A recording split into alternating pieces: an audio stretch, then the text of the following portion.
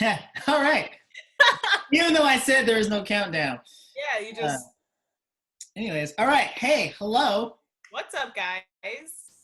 We are clearly quarantining the Yes, we are. broad spectrum nerds.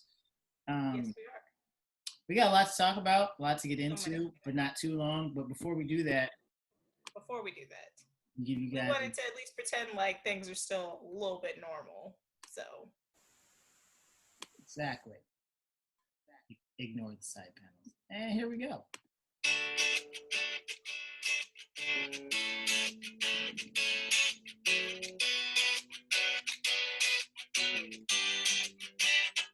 Broad spectrum nerds. We're just two broad spectrum nerds. With your IP is in a straight jacket, we won't attack it. We'll just give it reconstructive surgery. We're your two best friends. I'm the pro, I'm the sis. We know your story's cold, cause that you're an addict. But we love you too much to let you go down like this. So I'll hug you close and shout, no. Broad spectrum nerds. We're just two broad spectrum nerds. With your IP is in a straight jacket, we won't attack again. We'll just give it reconstructive surgery. We've got ideas for years. I'm a vet, I'm a teacher. We make a meat quesadilla, feast in our cafeteria. We are two broad spectrum nerds. Broad spectrum nerds. yeah, pretending like everything is normal. That's right. All right, people. Pretending like Right. everything. Pretending. That's that key word there. It's the name of the game. So we are obviously in quarantine. We are recording in separate places. We apologize that it hasn't really been a lot on the channel, or the channel, the Instagram account. It's been a big investment. Right now, it doesn't seem to fully matter, but like at the same time, it definitely matters. So we're here now to try and get into some sense of normalcy. Yeah, we will be better. Now we've, like she said, now we've found our sense of time again, because it stopped the peace, and this has all been one long day. So before we start, have you been watching anything lately, nerd related or otherwise?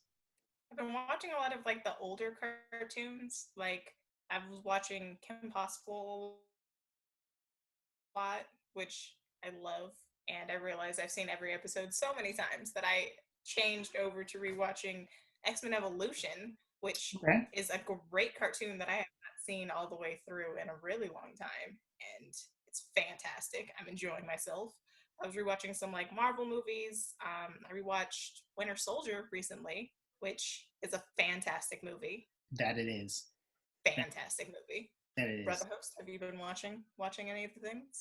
I have. Well, I've been meaning to rewatch Wolverine and the X-Men, but I haven't gotten around to it yet. That's also on my list. That's also because I've been watching the real life mutant documentary Tiger King. So that's been amazing. Joe Exotic, Carol Baskin, Jeff Lowe. It's just been, I can't believe people out here living like this. It must be interesting to be able to be that type of person, be able to live that type of life in real life.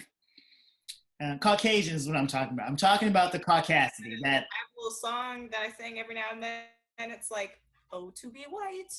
And I was like, yo, if it would have been black people over here like selling tigers and killing spouses and feeding them to the tigers, like this would have been shut down years ago.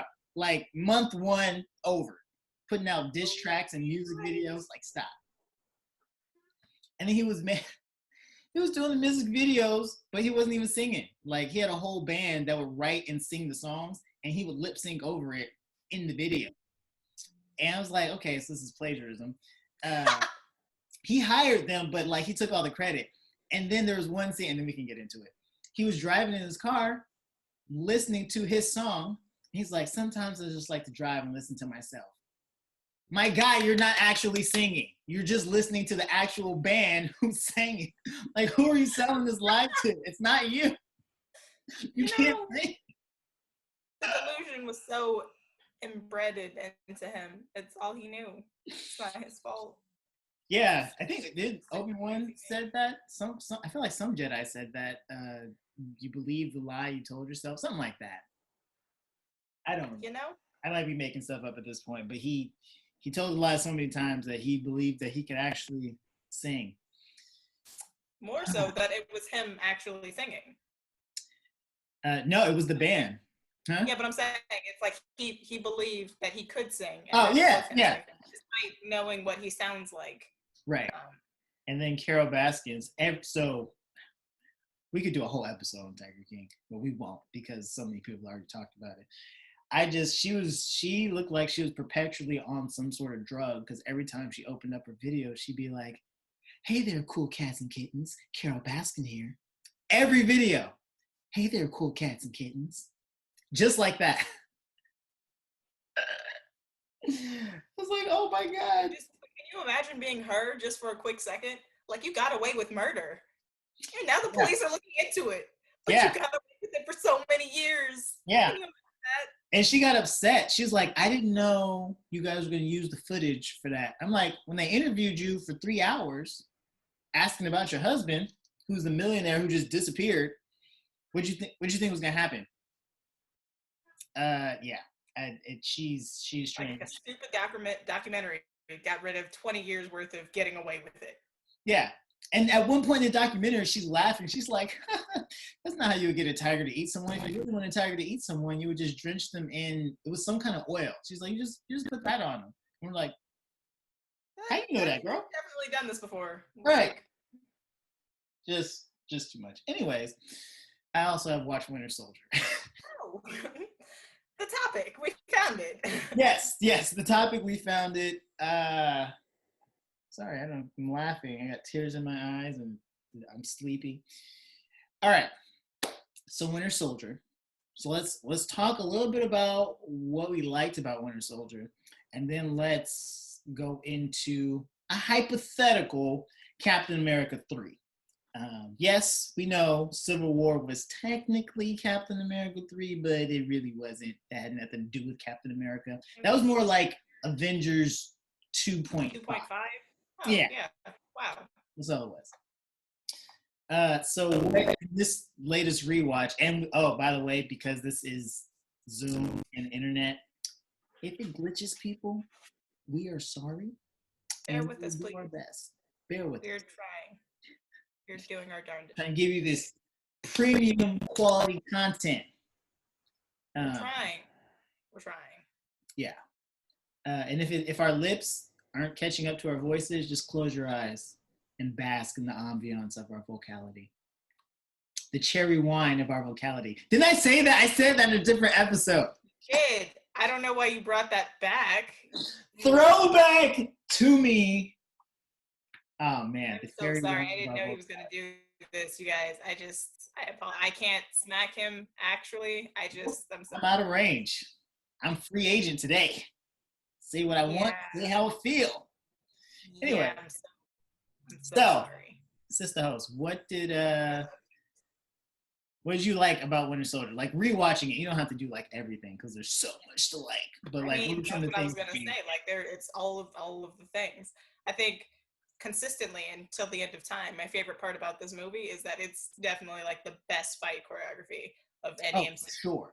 Like at all, like ever.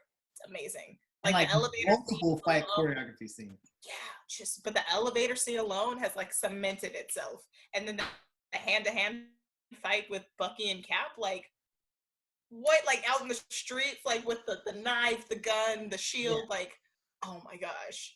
Yeah.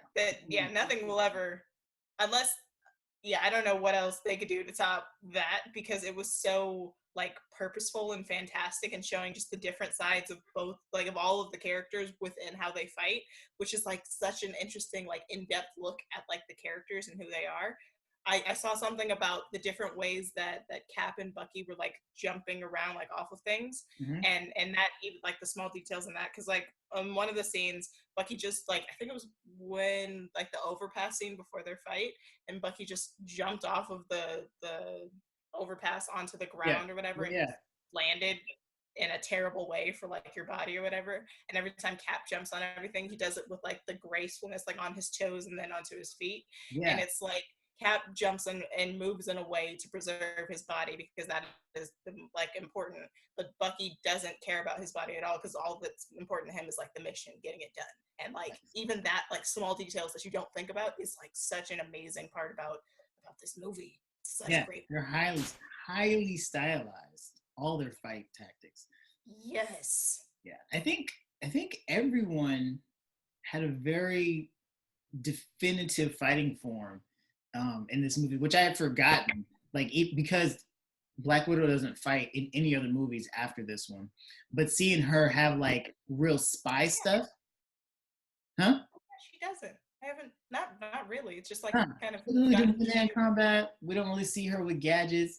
But this one, she got blown off the bridge. She had a grappling hook. She had that little electric disc thing that she used to like disable his arm that she then used at the end to disable the pin.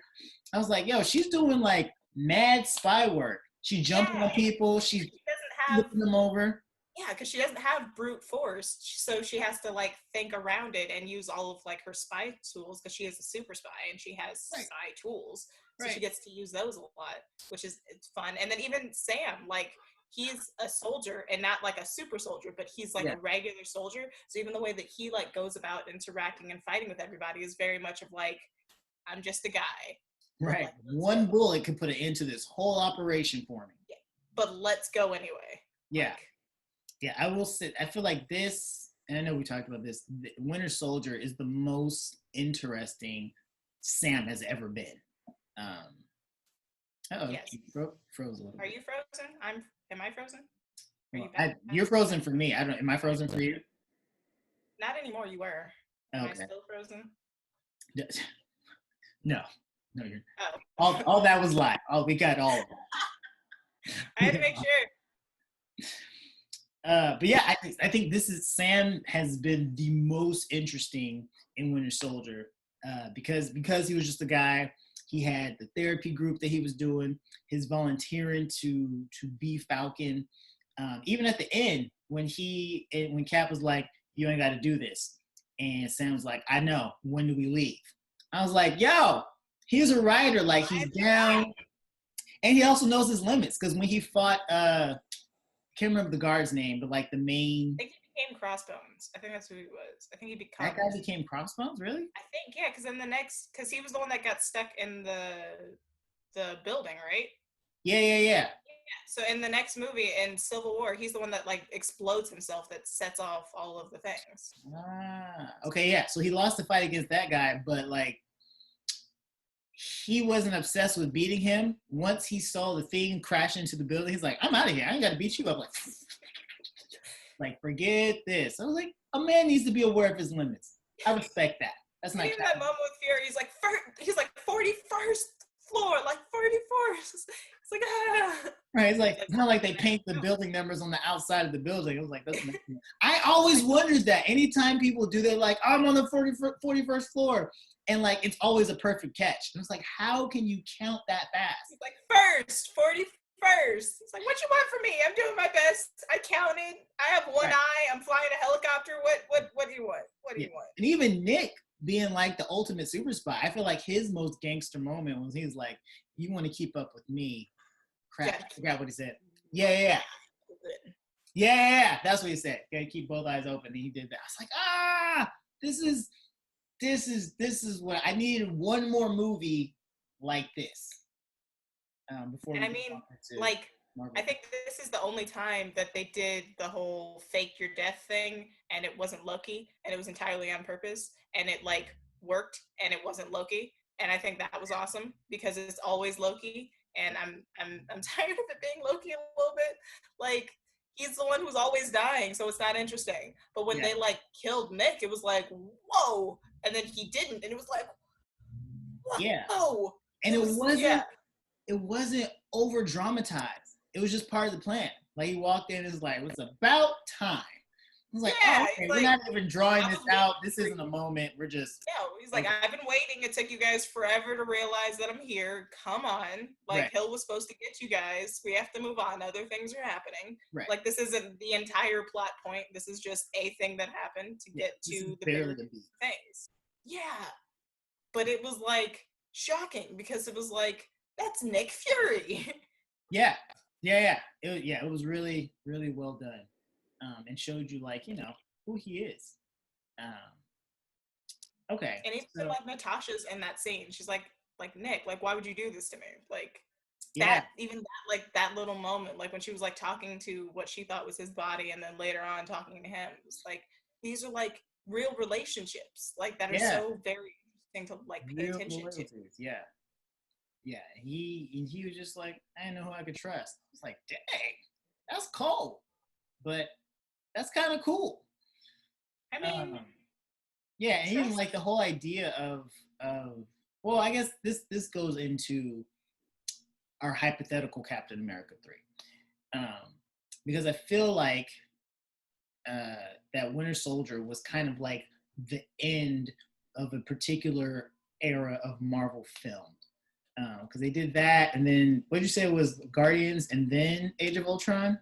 Yeah, they did that, and basically after Age of Ultron, everything kind of took this turn, and you kind of got, you know, it was the Marvel formula. Everyone knows the Marvel formula, Homecoming, Doctor Strange, like they're all kind of the same movie at that point. But Winter Soldier was like the last of this radical, experimental, let's get into the story, let's play with real world elements. Characters, the relationships. Yeah. Like, getting into all the things. And weaving into like real life, defying the government, the idea of America versus America actually. I'm like, that's a big concept. And shredding S.H.I.E.L.D. To get rid of Hydra because it's all infected. Like that's such a big concept. And even Cap, he's like, I like to know who I'm fighting. Like, that's great. Like that's so his character. Like, I don't really care like who the opponent is, but I like to be able to see it, like, and understand who I'm fighting. That makes it easier. Like, brilliant. Yeah. And the fact that Nick kind of got backed into it and had to essentially at the end of the movie, he was restarting S.H.I.E.L.D., but from the ground up. By himself. Right. And I think that, and well, we discussed this obviously. Together. That the Captain America 3. Captain America 3. That those are the plot points that you have. Yeah, we don't have names. Yes, again, we don't have a title. We didn't even realize it till just now. CC3. The plot points for CC3, I feel like, are everything at the end of the movie. You have Natasha, who had her identities blown, and she says it's going to take a lifetime for her to reestablish her spy life. Okay, so she's going to keep doing spy stuff. Captain America and Bucky and Sam are going to find Bucky. And Fury is going off on some secret missions to restart S.H.I.E.L.D. And he's really planning to stir some stuff up because he's like, if anyone asks for me, just send him to my gravestone. I was like, oh. So he's really about to do some stuff. Right. Like, and I'm dead, so deal with it. Yeah, basically. And all of that is mad interesting because you realize all those stories we didn't get. We just kind of popped back and like the team's back together. Well, I don't know when Fury came back. He kind of went MIA. He came back during Age of Ultron. Age of Ultron, yeah. He just kind of showed up. And then at the end of Age of Ultron, he showed up with helicarriers to save all the people off of the rock that was going to drop. Yeah. Anyway. So we'll pause here. So everyone knows the Age of Ultron is the weakest Avengers movie. That's not a diss. That's just common agreement. Even like the most divisive Marvel fans. Yeah. What'd you say? It's just something that ended up happening. It just... Yeah. It's like we can all join hands and kumbaya around this one sacred moment that it was the weakest Avengers movie. Is what it is. One of them had to be the weakest. Unfortunately, it was Age of Ultron. What I would like to see is these big ideas of the villains bleed into each other. I wish they would have done that.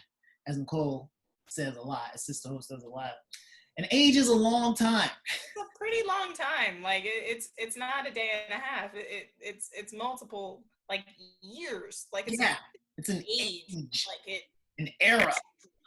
It goes. So like an age can't really logically be wrapped up within a week.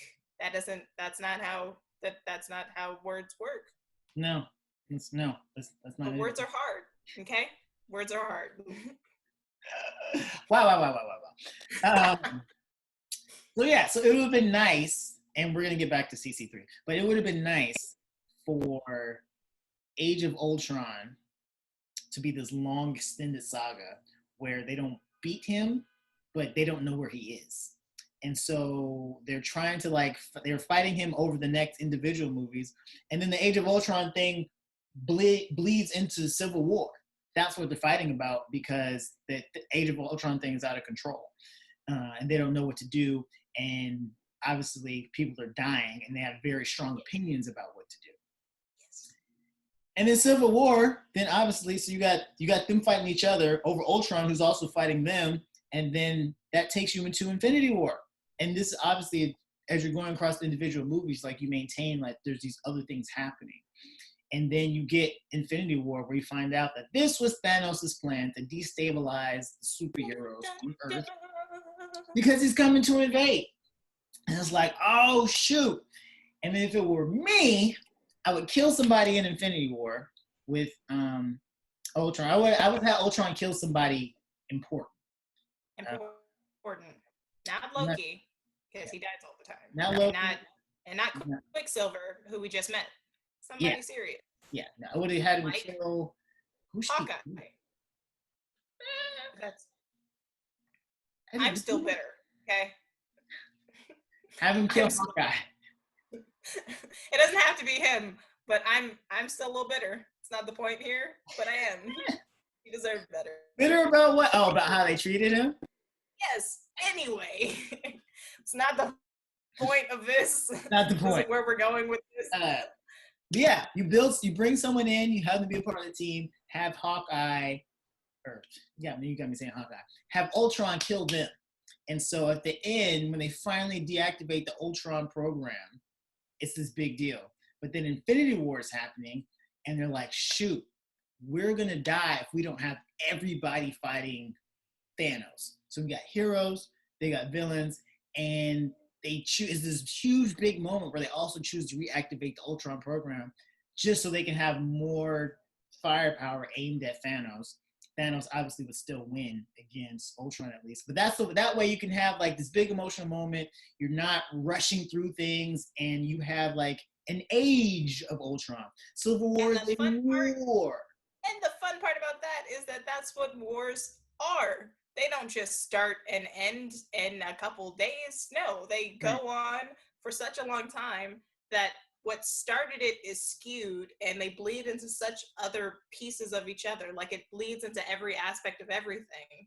Yeah. And that you don't really remember like what started this war, why we're fighting. Like they wouldn't remember why they're fighting each other and like why they're also fighting Ultron and where Thanos, like they wouldn't understand, because war like blurs the lines of everything. It confuses everything. So that would be such an interesting thing to see, because that's like real life. And then to see like Cap, who's the only one who's actually, well, Cap and Sam, the only ones who have actually like been in like real wars, to see how like they would go about like understanding what's happening. Like this isn't really what we're fighting about, but we're fighting each other, like to try and have them like tactically like understand what's happening. All of that would be so interesting to have like an actual soldier fight in like a real actual war with higher stakes than what he's used to, but it's like an actual war this time, not just like little small battles to save the world and save like little places, like an actual like fate of the earth and universe war. That'd be so interesting. And every time, and it mounts, right? Because the war, it starts with Ultron, and then it upgrades to heroes, and then you have Thanos, and then you look back and they're like, we've been fighting wars for so long, which side are we on? And you get to then mirror this whole idea that they put in Winter Soldier of S.H.I.E.L.D. being infected with Hydra, like maybe themselves, the Avengers conglomerate, have been infected with the very idealisms that they were trying to fight against. Like you get this beautiful symmetry that happens. Come on, you guys. Like, can you imagine? It would have been gorgeous. And then, you know, Endgame could more or less go the same way.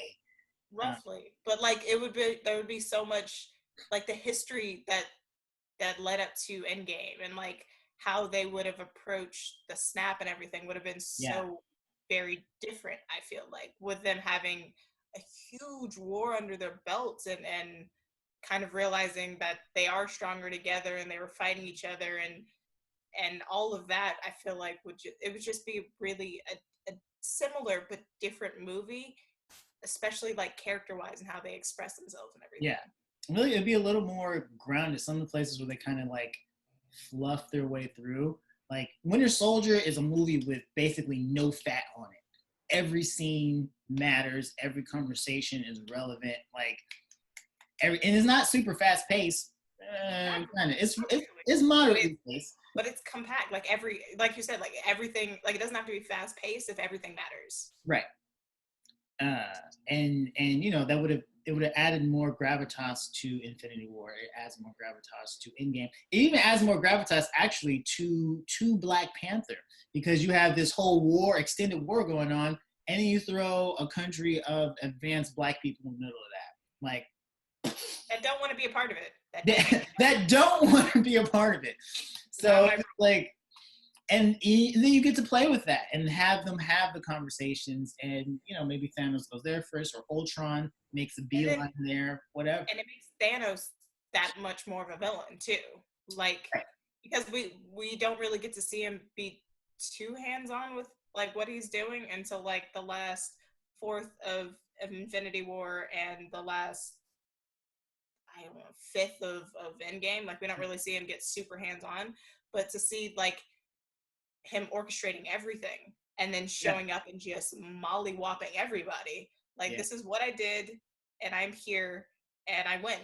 Like that would be basically that'd be so interesting to see, as opposed to like all of his pawns going and coming back, and then he wins. Like for him to be like real hands-on, like, and you guys lost. You guys fought each other. You guys fought the robot. You guys fought each other again, and I won. Yeah, I mean it's kind of like Emperor Palpatine in Return of the Jedi, where they did all these plans, and he's like, "Yeah, I already got troops going to the Shield base that you're." I actually told you guys to go there. Like, yeah, right. That's true. Like, I gave you the tip that sent you there, and I'm ambushing your ambush right now. So yeah, right. You came here for good reasons, and I already know you're turning to the dark side. So stop it. Stop. You lost. You look ridiculous right now. Yeah. You realize and Luke did lose. The only thing that happened is that Anakin came back. But Luke, everything failed. Everyone was losing the entire time. It was over. And then and they played Thanos very similarly to Palpatine, who was kind of like supposed to be in the background controlling things. And then, then they did what they did. But that's what I would prefer to see with the wars and whatnot. But anyways, back to CC3, and this is. We've had that conversation. Yeah, just some general. Point again. We found the topic again. Yeah. It was like we went on a tangent and then took a tangent on the tangent and then took a tangent and then we just. They were all interesting tangents, so we kept going. They are, and we're here for you guys. It's been a long time since there's been any BSN content, and we know that you enjoy. We apologize for that. But anyway, so back to CC3.